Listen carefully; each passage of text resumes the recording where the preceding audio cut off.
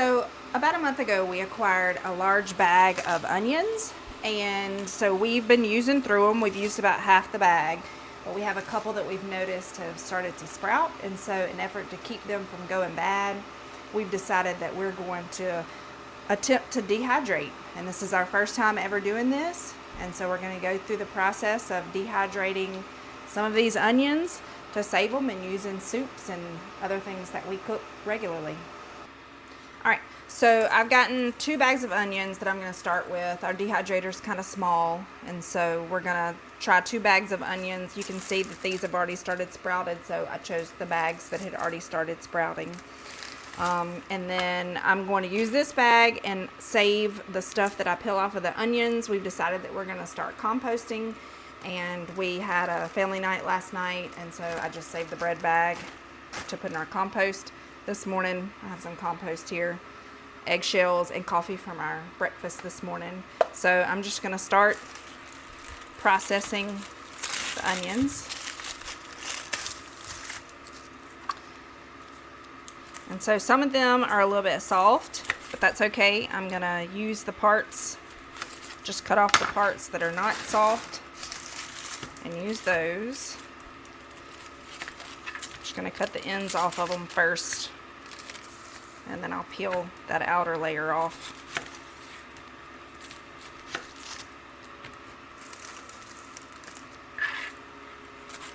Makes a little bit of a mess, but that's okay. We can clean those off, and you can see some of these on the center have already started to go bad, but that's okay. When I get to processing those, I'll just cut that part out and use the good part.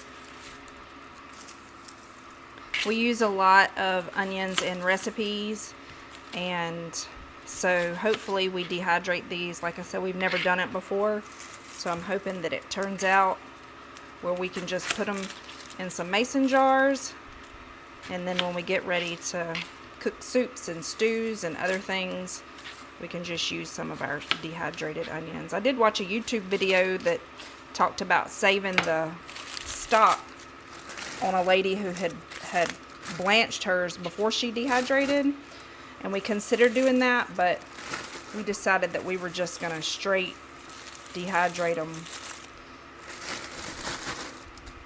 instead of trying to blanch them first. So I'm going to go ahead and get this other bag prepped, and then I'll start with the next phase of taking care of the onions. Okay, so I'm going to go ahead and take off this outer layer.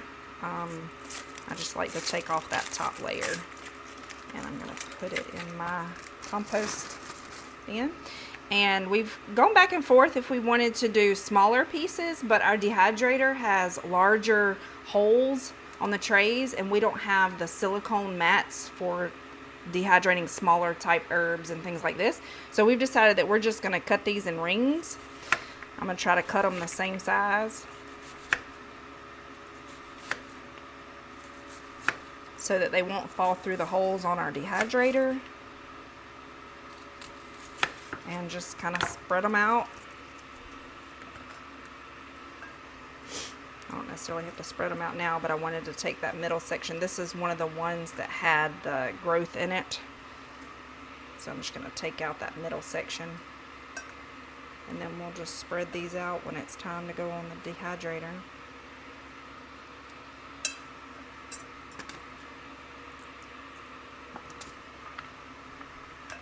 And I'm only doing 2 bags of onions, even though we have much more. But like I said, our dehydrator is small.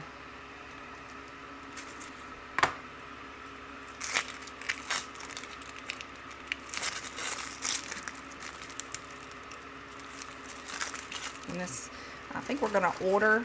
We did talk about planting some more herbs and maybe dehydrating them too. We've grown them in the past, and I've dehydrated them in the oven, and that worked out very well. But I think we're going to buy those silicone mats and dehydrate some other herbs that we have.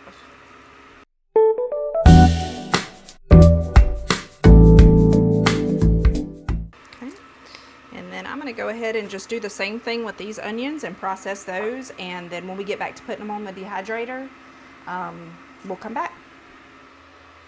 All right, so this is what we ended up with. We ended up with 2 bowls of onions, and so hopefully they'll all fit on the dehydrator. And then I ended up with a good bit of stuff to go in the compost. So we're just going to take these over to the dehydrator and spread them out.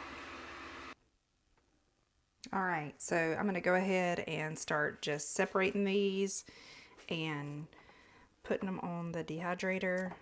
Like I said, we had watched several videos, and there was a lady who just spreaded them out into one layer, and then there was another lady who just kind of piled them up. So I'm going to do a mixture of both. And judging from how much space it takes up, I'm probably not going to have enough room to put all of our onions in this dehydrator. We may have to do a oven option as well.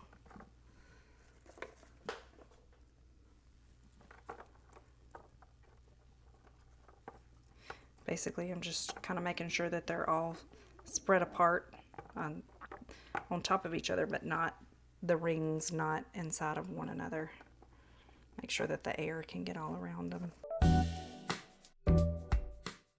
Okay, so I'm going to go ahead and layer our the other layers that we have here. We have 4 layers, and then we'll come back and see what we have left. Okay, so we decided just to kind of really layer up our, pile them up, make sure the rings were separated, but to really just kind of pile them in. When we went to put our second tray on, it doesn't really want to fit completely down, but as these dehydrate, they're going to shrink down significantly.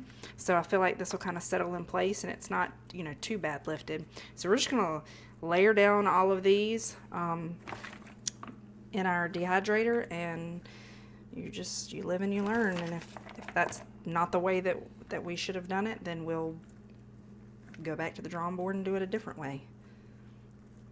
All right, so we loaded up the last tray. We were able to do all of it except for this amount. And so in just a little bit, I'm going to be making some bacon, Brussels sprouts, and onions in the Instant Pot. We previously on our channel did bacon, onion, Brussels sprouts on the Blackstone, so you can watch that video if you would like to see how to do that. But today I'm going to be making it in the Instant Pot, and so I'm going to just save those for that. And go ahead and put the dome on here, and I'm going to turn it on, and we're just going to let it roll. And then in a couple of hours, I'll come and check on it, and then we'll show you guys how it's doing. I'm going to rotate the trays so that I can evenly get them dehydrated, and we'll just see what happens. Okay, so we're going to rotate the trays so that we get evenly. Well, first I want to check. Yeah, so I was just curious if some of that give, because the onions were stacked up so high. They have settled down, obviously, and so all of the trays are fitting flush like they're supposed to. So I'm going to turn it off, and they look nice already. And so I'm just going to rotate these trays. And the way I'm going to do it is I'm going to start with this top one on the bottom, and then I'm going to do the 2 here, and that one's going to have to be pushed down a little bit because that top tray we really loaded down. And look at the bottom one, already looking so good. That's awesome. So I'm going to put that one on top. All right. And so let's separate that. Okay, everything's looking really good. I'm super proud so far on how it's turning out. So it's been about 2.5 hours, I guess. So we'll check back in about 2.5 hours. All right, so it's been about 2 more hours. So we're about 4.5 to 5 hours in. And so we're gonna just check our progress here. So I'm gonna turn it off. And those are looking very nice. Let's look at the bottom one. Okay, so the bottom one's looking really good. Let me see, I see one that might need to be separated here. Let's see, so looking really nice. All right, and then let's look at this tray here. That one's looking really nice. Everything looks like it's all spread apart nicely. This one's looking pretty good. And we have our chop tray. So we're gonna put it on, and in about 2 hours, be getting close to bedtime. We'll check it in again before we go to sleep. All right, so it's been about 19 hours and we're going to check on our onions. Peeked at them last night before I went to bed and just kind of looked at the top, and I could tell that they needed to go longer, so we just went to bed. And so this morning, they look dried and look pretty good. So I worried about the ones that were on top if they were going to dry out, but they look like they did just fine.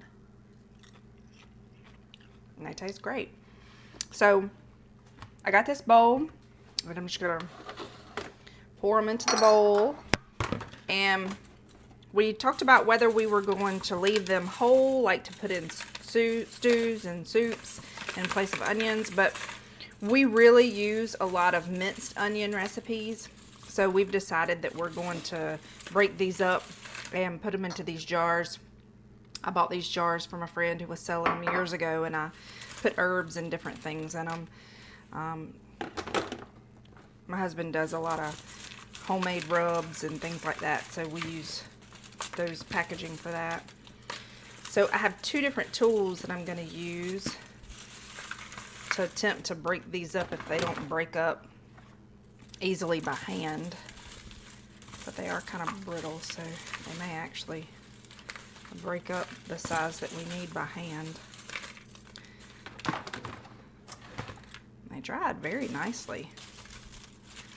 I did watch a couple of YouTube videos too about onions turning colors. Some people's turn pink and some people's turn purple, and they said not to worry about that if they turn colors.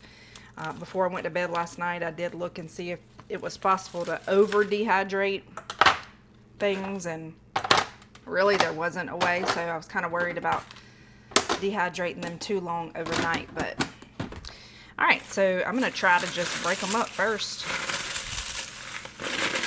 Seems to be working just fine. It smells wonderful. Our whole house smells like onions. Not too strong, but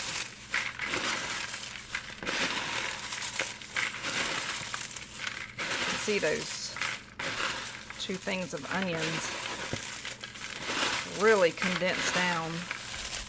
That was a great way to use some of those onions we have. We may actually end up doing another 2 bags. We're just home for the week, so I do want to mince them down a little bit more. And so I'm going to try to use, I have 2 different tools. This one right here is just a handheld food processor. We bought it from Pampered Chef. We've used it a few times. We have a big food processor too. I like this one because it cleans a lot easier. The electric one we have has a lot more pieces to it. This one here I've had for years and years and years. It's just a handheld chopper. A lot of you probably have it in your cupboard. You can put things in the bottom and close it and chop things up, but I'm actually just going to stick it down into my bowl and just kind of mince that way.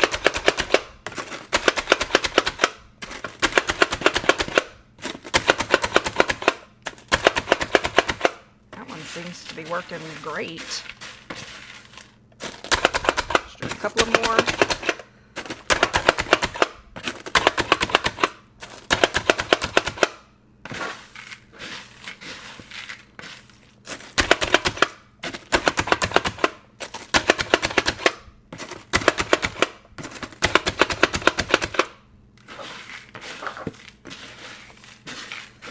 Looks to be about what we need.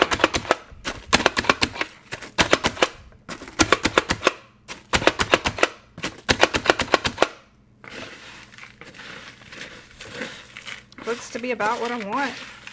So, I mean, we did talk about putting it in a Vitamix and maybe turning it into onion powder, and that may be something that we do later with some other onions, but I feel like for our minced onions, I feel like this is great. So, I'm just going to take, I've already cleaned these, and then I got my funnel here. Just going to start packaging them up, see how this works. That didn't work very well. It's okay. Just kind of funnel them in this way. And I did choose a bowl that bends nicely. So whenever I get ready to pour some, and I'll just wipe these off.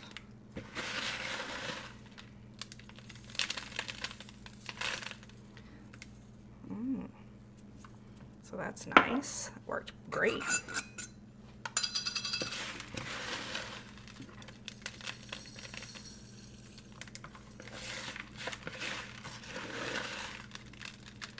Looks like it's going to fill both of these up perfectly.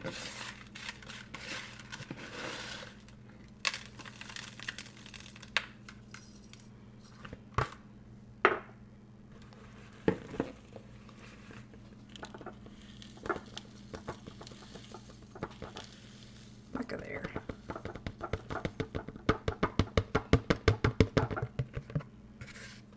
Get a little bit of the rest of that dust in there.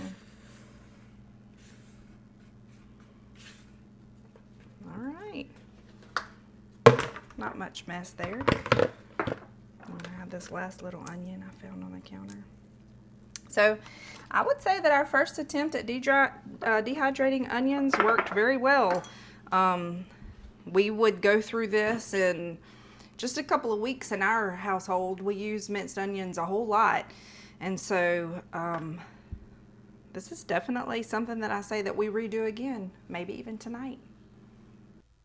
Okay, so after filling up our jars, I went to go put them on the shelf, and I realized that we had just recently bought a very large size of minced onion from Costco. And so I have lots that I've already opened. And so then I remembered that we had this mason jar vacuum sealer that we had bought a while back. And I said, well, we'll just seal these and save them for later. So I'm going to go ahead and do that. And then whenever we finish using our ones that we bought from Costco, then we'll open these up and use them. I'll just use the rest probably today in something that we're going to make. I might be able to get them in there. Yeah.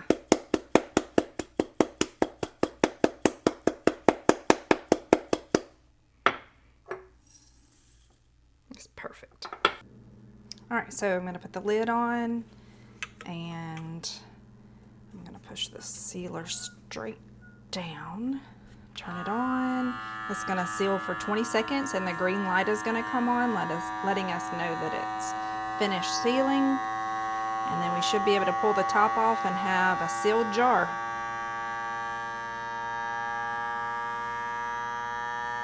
And they'll stay good and sealed for as long as until we pop the jar. Pull this straight up, and then we have our sealed jar, and we can leave it just like this, or we can put a ring on it, but I'm just going to leave it just like this and put it in the counter.